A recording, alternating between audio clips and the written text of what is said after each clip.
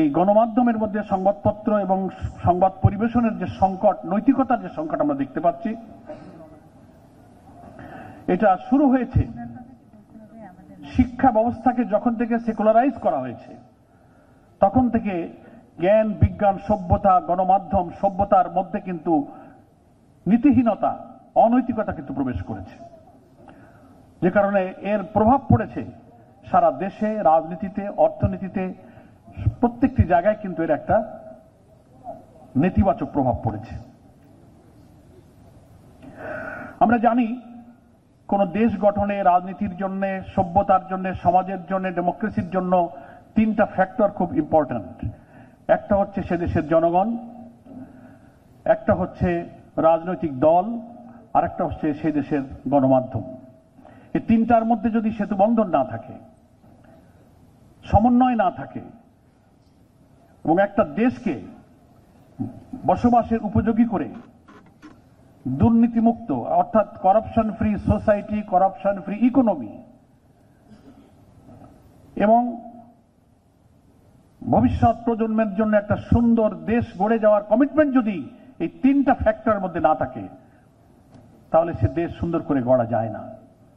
আমরা নয়াদিগন্তের এই প্রতিষ্ঠা বার্ষিকীতে এই সত্যগুলো যদি উপলব্ধি করে 24শে জুলাইয়ের গণ অভ্যুত্থানে বাংলাদেশে যে রাজনৈতিক পরিবর্তন এসেছে, আমাদের সোনার ছেলেরা প্রায় 1,500 ছাত্র জনতার প্রাণ গিয়েছে, 30-40 হাজার ছাত্র জনতা তারা আহত, ক্ষতবিক্ষত হয়ে এখনো কাতরাচ্ছে সেই ক্ষত চিহ্ন নিয়ে। আমাদেরকে তারা বলছে, তাদের আত্মার ক্রন্দন হলো যে নতুন বাংলাদেশের জন্য আমরা স্বপ্ন রেখেছিলাম, সেই স্বপ্নের বাংলাদেশ গড়ার জন্য যেন যারা এর স্টেক হোল্ডার, যারা এর দায়িত্বে আছে, তারা যেন তাদের প্রতিশ্রুতির উপরে, অঙ্গীকারের উপরে যেন মজবুত থাকে।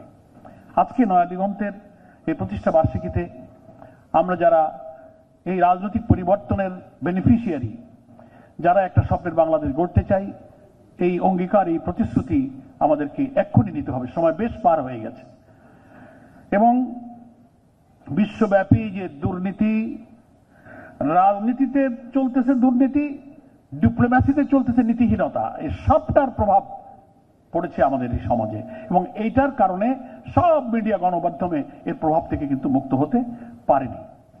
আন্তর্জাতিক দুনিয়ায় যে সমস্ত বড় বড় গণমাধ্যম আছে, আমরা যেগুলো নাম শুনি, মাঝে মাঝে আমরা পড়ার সুযোগ পাই, আপনি দি ইকোনমিস্ট বলেন, টাইমস বলেন, নিউজ উইক বলেন, এসব পত্রিকাগুলোর কিন্তু সংবাদ পরিবেশনের মান, স্টাইল অফ প্রেজেন্টেশন কিন্তু খুব চমৎকার, খুব সূক্ষ্মভাবে তার মধ্যে কিন্তু অসত্য তথ্য দিয়ে বিশ্বকে, সভ্যতাকে মোটিভেট করে তাদের এই সব মিডিয়া জন্মের যে একটা স্বপ্ন, সেদিকেই কিন্তু গোটা দেশকে, বিশ্বকে, পাঠককে নিয়ে যেতে চায়। এ কথাটা আমি এই কারণে বলছি যে দৈনিক নয়াদিগন্ত যারা প্রতিষ্ঠা করেছিলেন, সেই প্রতিষ্ঠাতাদের কিন্তু একটা স্বপ্ন ছিল। আজকে আমি শ্রদ্ধার সাথে স্মরণ করছি সেই প্রতিষ্ঠাতাদের অন্যতম উদ্যোক্তা, যিনি তার জীবনের মূল্যবান সময়, মেধা, চরিত্র, মুহূর্তগুলো তিলে তিলে এর পেছনে ব্যয় করেছেন, দিগন্ত মিডিয়া কর্পোরেশনের সাথে শহীদ মীর কাসেম আলী। তার সাথে আর যারা ছিলেন প্রতিষ্ঠাকালীন আরো কয়েকজন এখানে আছেন। একটা সত্য, জাতির একটা গণ আকাঙ্ক্ষা, প্রজন্মের জন্য একটা সুন্দর বাংলাদেশ গড়ে দেওয়ার জন্য কিন্তু এই নয়াদিগন্তের প্রতিষ্ঠা হয়েছিল। আমরা ওই সময় আমাদের মধ্যে একটা কৌতূহল ছিল, একটা কিউরিওসিটি ছিল যে পত্রিকাটার নাম নয়াদিগন্ত হচ্ছে কেন। একটা টেলিভিশন চ্যানেলও হলো দিগন্ত টেলিভিশন।